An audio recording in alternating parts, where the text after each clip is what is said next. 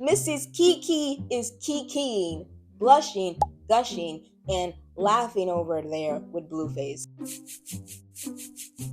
A degenerate that just came out of jail. A degenerate that just came out of jail.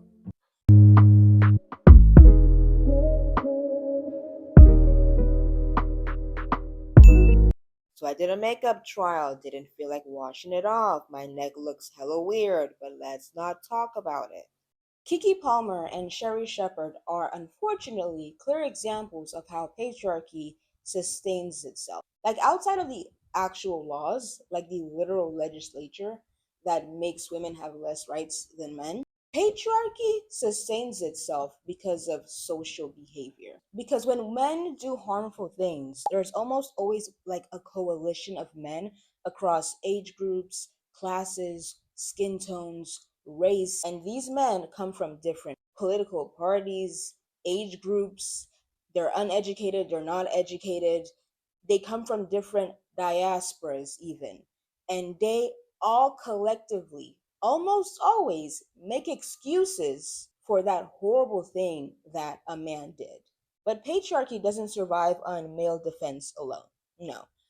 It also heavily relies on women in the community who are willing to minimize, soften, and reframe harm as a misunderstanding. Women who downplay what was done and ask everyone to be fair, to have grace, just hear him out, give him a chance, especially in the black community. He's just a black man. It's hard being a black man. Everyone's against him. White men, white women, black women, institutions, the governments. And now some of that may be true. However, all of these things are also against black women. But somehow black women find a way to, despite all odds, even being underneath black men in the social hierarchy, they're still able to achieve some level of success in their lives. In my head, in my mind, Kiki Palmer operates as a male apologist because at this point, men with very controversial histories, they don't just randomly end up on her platform. No, they're drawn to it because they know what they're gonna get or actually not get, which is, being held accountable. Kiki Palmer's podcast has become a space that prioritizes male centered loyalty politics over actual accountability. Because tell me why Kiki Palmer is out here interviewing Blueface of all people. Because if she doesn't also come out and interview Krishan, if she doesn't come out and interview Krishan, with Krishan holding one Hennessy in one hand and her baby in the other hand, because to me, Krishan is not better than Blueface, and Blueface is not better than Krishan. Okay, they're both degenerates. They're both degenerates. Come on. They're two sides of the same coin. So it's like, okay, you interviewed Blueface, right? Should we be looking forward to a Krishan interview? Actually, maybe not looking forward, but should we be expecting a Krishan interview? Because I don't think it's gonna happen. And you know what makes it all worse? It's not like Kiki is the same age as Sherry Shepherd. Like, Kiki didn't grow up in that era where there was no room at all to challenge a man's behavior. Kiki Palmer grew up during a time where black women now actively have the language, the platforms, the online communities, the spaces to openly discuss, openly criticize the entitlements, the harm, and misogyny that is directed at them from black men. And yes, every time we do it, there is pushback, there is hostility. We're called bitter man haters. Either way, it doesn't change the fact that compared to the time when Sherry Shepherd was in her 20s and 30s, compared to now, we have more space to critique BS that we see. So, Kiki is not someone who was socialized in a period like Sherry Shepherd, where any critique of black men was automatically framed as betrayal. So it's confusing, it's very confusing and disappointing, but I don't really believe in being disappointed in celebrities. They're celebrities. All I can give to Sherry Shepherd is her age, because as abysmal as the standards for what makes a good black man are today, when Sherry Shepherd was in her teens, 20s, 30s, they were far, far worse. So while I don't excuse Sherry Shepherd's behavior, I can contextualize it.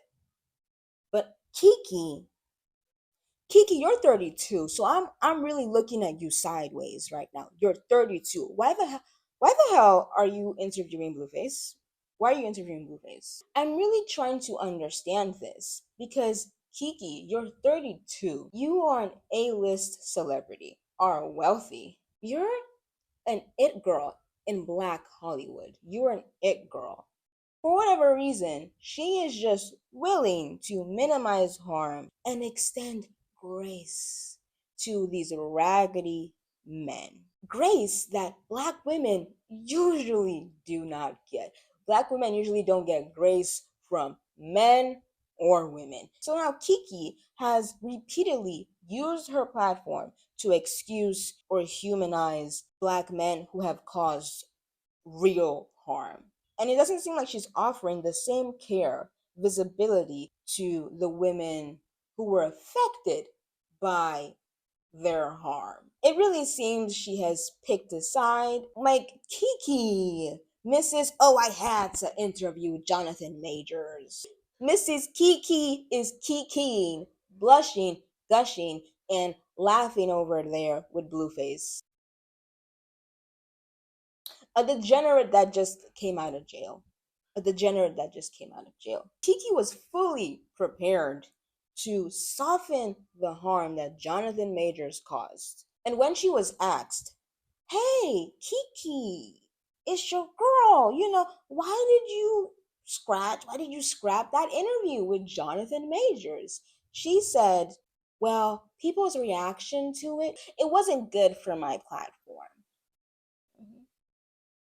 Mm-hmm. hmm Her explanation wasn't that, looking back, that was hella inappropriate, that was harmful, or even maybe that was really premature because by the time she was gonna release the interview, he had just been convicted for assault and harassment.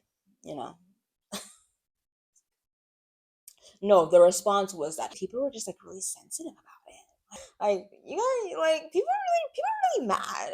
You're like dragging me on the internet. So the public had to explain to you why platforming a man who had just been convicted of assaults and framing mhm, the theme of that episode, the theme of that interview, the conversation was going to be framed around redemption and extending grace rather than him being held accountable. Mhm. Rather than him being held accountable. The public had to tell you that was a bad idea. Even after she scrapped that interview, she didn't even try to like do damage control to the best of her ability and be like, oh, let me extend an interview to the victim. The victim. Like extend an interview to the woman he harmed. No, he told me all I needed to know. Because after Offset was on her platform too, she also interviewed Offset. Offset was welcomed onto her platform to promote his Dusty Raggedy album. And the interview had such a sympathetic tone. On Kiki's podcast, Offset was positioned as someone who is learning and growing. He spoke at length about fatherhood, about how becoming a father has reshaped his priorities and made him think more seriously about the legacy he wants to leave behind. And to be fair, he did acknowledge that his infidelity played a role in the breakdown of his marriage to Cardi B. But what feels really audacious to me is watching him sit comfortably in that chair, delivering speeches about growth and fatherhood, while at the same time The divorce process has reportedly been mentally, emotionally, and financially draining for the mother of his children. There have been allegations and public speculation that Offset tried to put Cardi B on child support. And in my opinion, it is insane for a man who I believe could not even begin to fathom or handle the day to day caregiving of children would even have the audacity to ask a court to make him the full time parent. Now, I don't know anything about Offset, but I feel like if I were to ask him to name all his kids' allergies, he'd hit a roadblock. There has also been public speculation that Offset allegedly wants Cardi B to pay off his taxes that he owes. Now, none of this has been verified by the courts, but the fact that these rumors exist at all speaks to how messy this separation has become. How can you leave the mother of your children with the bulk of the responsibility to care for your kids and then negatively impact her mental health like this, stress her the fuck out, and cost her a shit ton in legal fees? This divorce should have been over by now. They should have been signed documents and moved on.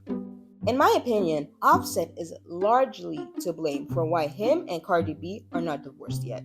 But he still had the audacity to include lyrics on his new album saying, "How you married and still giving birth? Get some help, bitch, you going berserk." You see, when you put all of that together, it's hard not to see a disconnect between the image of a reflective father who is trying to grow and the image of the man who is allegedly terrorizing the woman who is still co parenting with him. Kiki had this man sitting on her podcast. And Kiki is also a woman who has been going through it because of her baby daddy. And this is why I say Kiki has passed pick me status. Because again, she's young, she's rich, she's beautiful, she's an it girl in Black Hollywood, she's an A-lister. She has a majority women fan base. And look at what she's doing. And I see so many women defending her. She's like, you guys leave her alone. She's being a journalist. She's a journalist. Where I'm so proud of her. Look at her doing her own thing, being her own boss. She is a journalist, but she's a male journalist.